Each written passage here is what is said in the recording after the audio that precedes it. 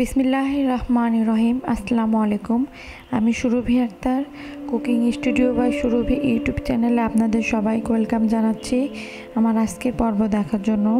আজকে আমি আপনাদের সাথে ঘাড়ুয়া বা পাবদা মাছ যেটাই বলেন আপনারা, সেটা খুব সহজভাবে রান্না করে আপনাদের সাথে শেয়ার করব। আর এই রান্নাটা আমি কিভাবে করি আমার সাথেই থাকুন প্রথম থেকে শেষ পর্যন্ত। এই রান্নাটা অনেক টেস্টি হয়েছে। মাছটা সবাই এভাবে তৈরি করতে পারেন সহজভাবে, কোনো রকম ঝামেলাবিহীন। বন্ধুরা, আমি প্রথমে কড়াইতে তেল দিয়ে দিচ্ছি।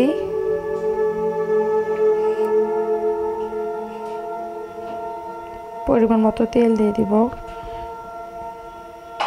এখন কুচি করা পেঁয়াজ দিয়ে দিব।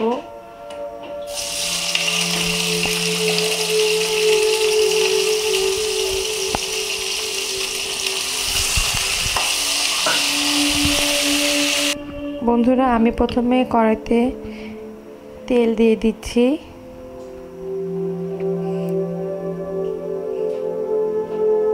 পরিমাণ মতো তেল দিয়ে দিব।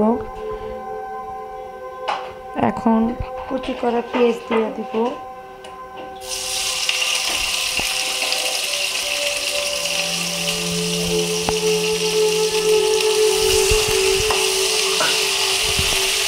জিরার বাটা দিয়ে দিচ্ছি 1 টেবিল স্পুন।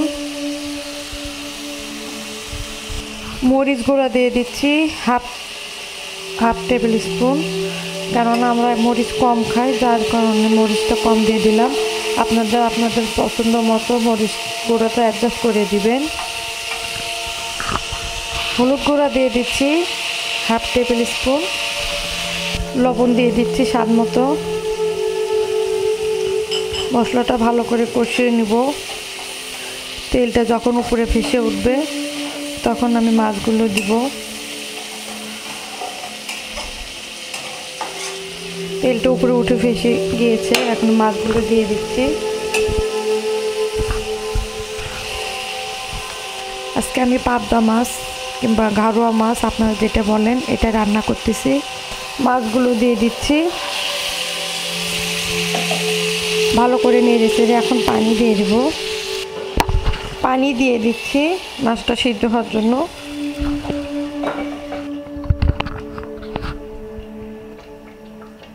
ঢাকনা দিয়ে দিচ্ছি। ধনেপাতাগুলো দিয়ে দিচ্ছি।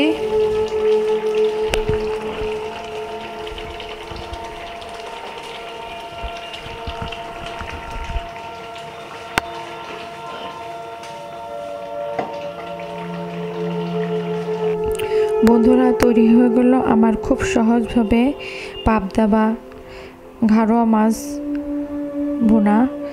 আপনারা সহজভাবে এটা তৈরি করতে পারেন। আর এটা রান্না করার পর এতটা টেস্ট হয়েছে, যা রান্না করার পর সবাই। বন্ধুরা, তৈরি হয়ে গেল আমার মজাদার মাছ রান্না করা। এটা আপনারা অবশ্যই এইভাবে বাসার চেষ্টা করবেন। আর চেষ্টা করার পর কেমন হলো কমেন্ট বক্সে জানাতে ভুলবেন না।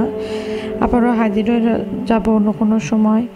আজকে আশা করি আমার রেসিপিটা আপনাদের কাছে অনেক ভালো লাগবে। আর যদি ভালো লাগে প্লিজ আমার রেসিপিতে একটি মাত্র লাইক দেবেন, কমেন্ট করবেন আর শেয়ার করবেন। আর পাশে থাকা বেল আইকনটা অন করে দিবেন অলটা, তাহলে নতুন নতুন সব ভিডিও আপডেট পেতে থাকবেন সব সময়ের জন্য। আজকে এখানে বিদায় নিচ্ছি। সবাই ভালো থাকবেন, সুস্থ থাকবেন। আমাদের পরিবারের সবার জন্য দোয়া করবেন। আপনাদের কাছে দোয়া চাচ্ছি। আসলে আমার মা পৃথিবীতে আর বেঁচে নাই।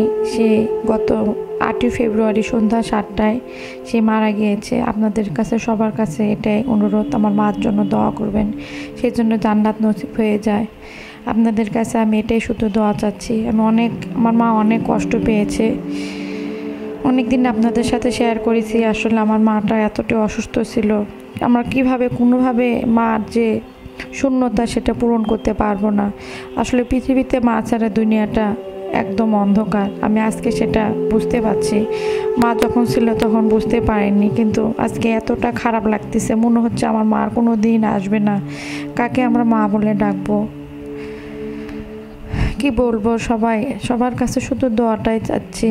তো ভালো থাকবেন সবাই। আসসালামু আলাইকুম, আল্লাহ হাফেজ।